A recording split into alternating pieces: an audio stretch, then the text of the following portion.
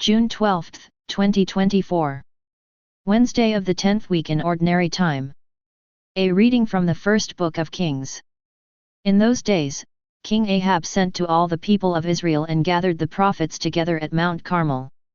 And Elijah came near to all the people and said, "How long will you go limping between two different opinions? If the Lord is God, follow him, but if Baal, then follow him." And the people did not answer him a word. Then Elijah said to the people, even I only, am left a prophet of the Lord, but Baal's prophets are 450 men. Let 2 bulls be given to us, and let them choose 1 bull for themselves and cut it in pieces and lay it on the wood, but put no fire to it. And I will prepare the other bull and lay it on the wood and put no fire to it. And you call upon the name of your God, and I will call upon the name of the Lord, and the God who answers by fire, he is God. And all the people answered, "It is well spoken." Then Elijah said to the prophets of Baal, "Choose for yourselves 1 bull and prepare it first, for you are many, and call upon the name of your God, but put no fire to it." And they took the bull that was given them, and they prepared it and called upon the name of Baal from morning until noon, saying, "O Baal, answer us." But there was no voice, and no one answered. And they limped round the altar that they had made. And at noon Elijah mocked them, saying, "Cry aloud, for he is a god. Either he is musing, or he is relieving himself, or he is on a journey, or perhaps he is asleep and must be awakened." And they cried aloud and cut themselves after their custom with swords and lances, until the blood gushed out upon them. And as midday passed, they raved on until the time of the offering of the oblation, but there was no voice. No one answered, no one paid attention. Then Elijah said to all the people, "Come near to me."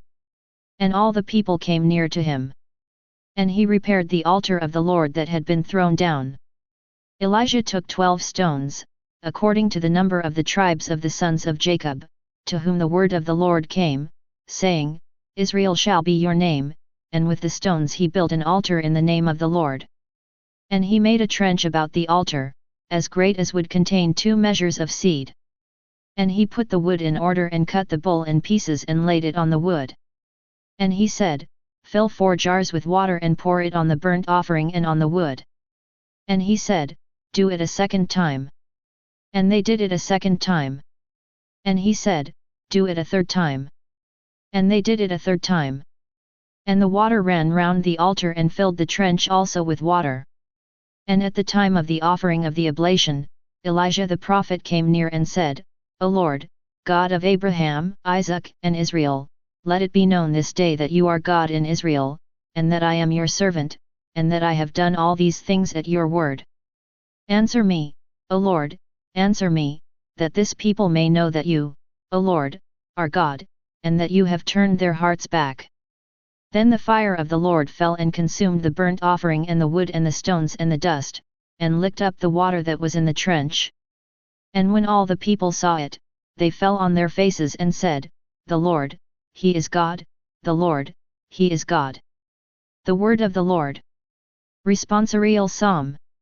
Respond is, "Preserve me, O God, for in you I take refuge. Preserve me, O God, for in you I take refuge. I say to the Lord, you are my Lord. Preserve me, O God, for in you I take refuge.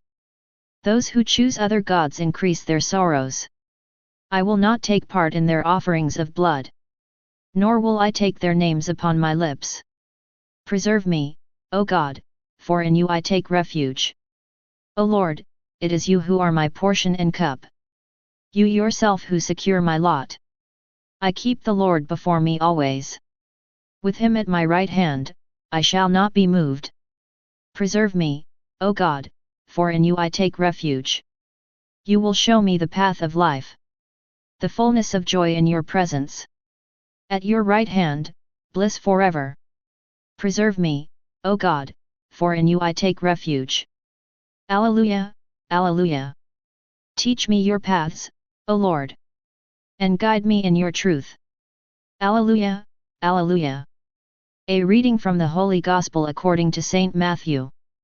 At that time, Jesus said to his disciples, "Do not think that I have come to abolish the law or the prophets. I have not come to abolish them but to fulfill them. For truly, I say to you, until heaven and earth pass away, not an iota, not a dot, will pass from the law until all is accomplished.